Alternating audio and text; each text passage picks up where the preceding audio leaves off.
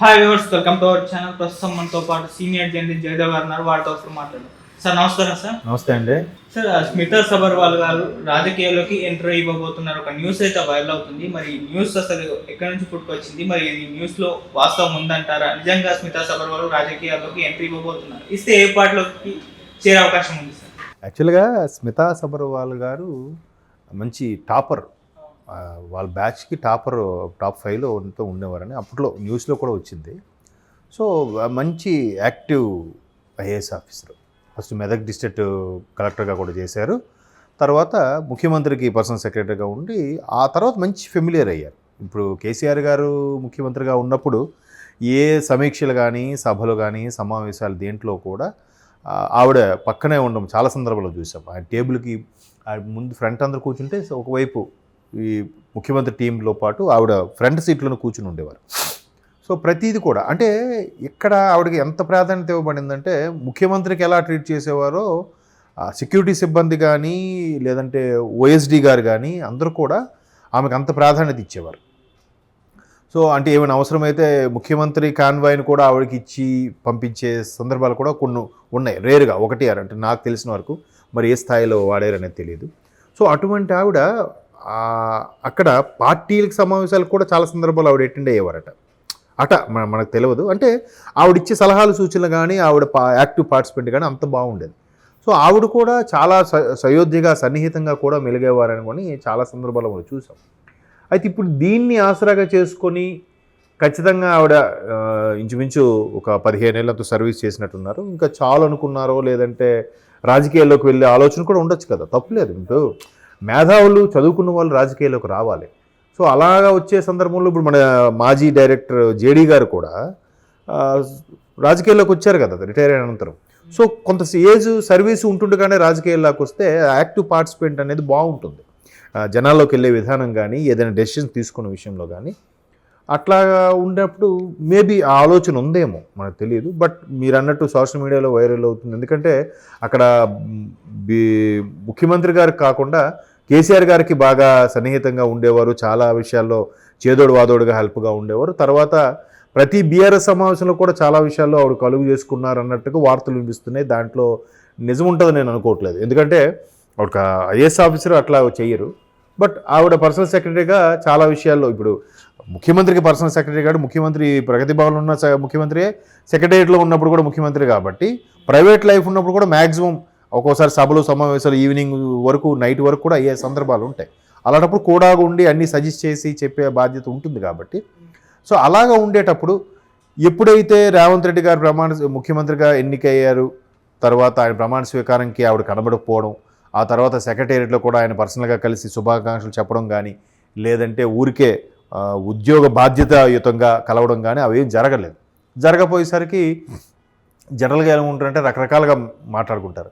So అక్కడ ప్రభుత్వంతో పనిచేయడం నచ్చింది, ఇక్కడ కాంగ్రెస్ ప్రభుత్వంతో పనిచేయడం ఆమెకి ఇష్టం లేదా, నచ్చలేదా, లేదా అక్కడ బాగా పనిచేయడం వల్ల ఇప్పుడు మళ్ళీ ఇక్కడ కూడా ఉంటే ఇబ్బందులు కలుగుతాయనా, లేదా ఆవిడకి ఎక్కడ పనిచేయడం ఇష్టలేక సెంట్రల్ వైపు వెళ్ళిపోవాలని చూస్తున్నారా అని రకరకాలుగా ఆవిడ ఇష్టం. అది మన ఆవిడ కంప్లీట్ పర్సనల్.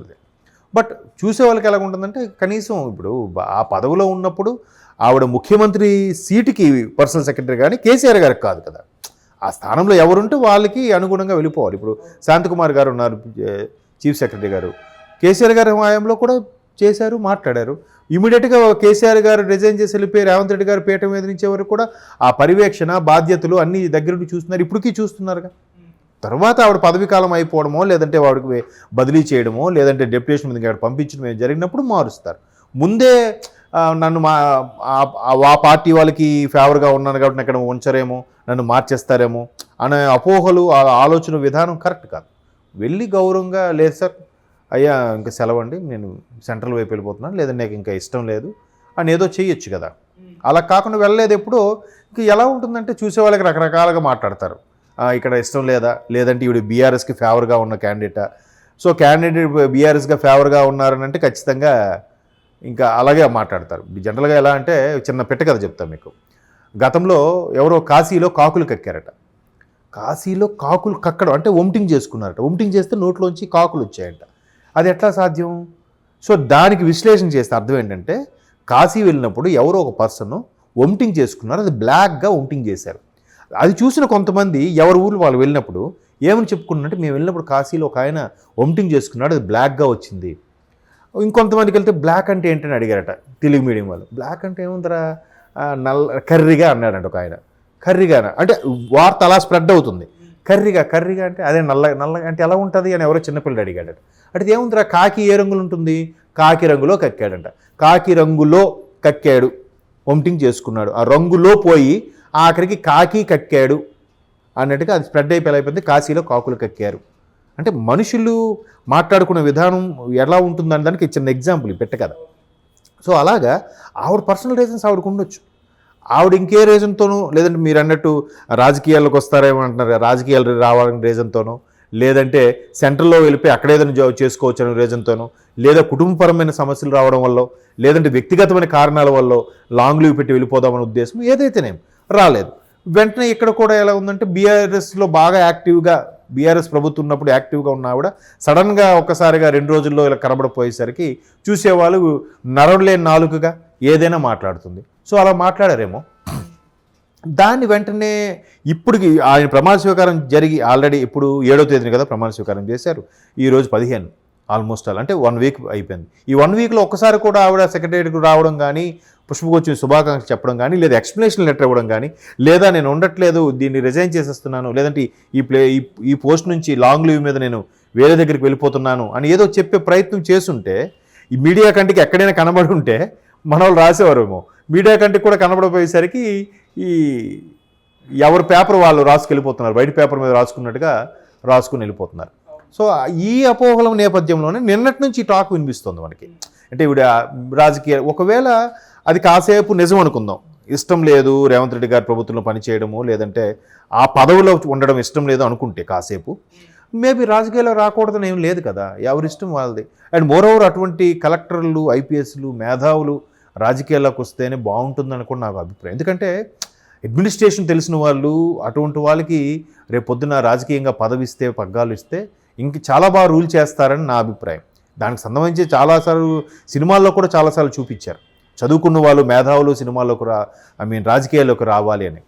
మీరు అబ్జర్వ్ చేస్తే ఒకప్పుడు రాజకీయ నేపథ్యంలో ఉండే క్వాలిఫికేషన్స్, ఇప్పుడు రాజకీయ నేపథ్యం ఉండే క్వాలిఫికేషన్ చూస్తే, ఇప్పుడు కొత్త ప్రభుత్వంలో కూడా 6 ఎంతమంది డాక్టర్లు ఉన్నారు రేవంత్ రెడ్డి గారి అసెంబ్లీ, తెలంగాణ అసెంబ్లీలో. చాలామంది మేధావులు ఉన్నారు, ఎంబీఏ క్వాలిఫైడ్ ఉన్నారు, పీజీ చేసిన వాళ్ళు ఉన్నారు, పోస్ట్ గ్రాడ్యుయేషన్ వాళ్ళు ఉన్నారు, మినిమం అందరూ కూడా గ్రాడ్యుయేషన్ క్వాలిఫికేషన్ ఉన్న వాళ్ళే ఉన్నారు. ఒకప్పుడు ఎలా ఉండేదంటే అసలు చదువే ఉండేది కాదు, క్వాలిఫికేషన్ ఉండేది కాదు, 10th ఫెయిల్ అలా ఉండేది. ఇప్పుడు కొంచెం చేంజ్ వచ్చింది.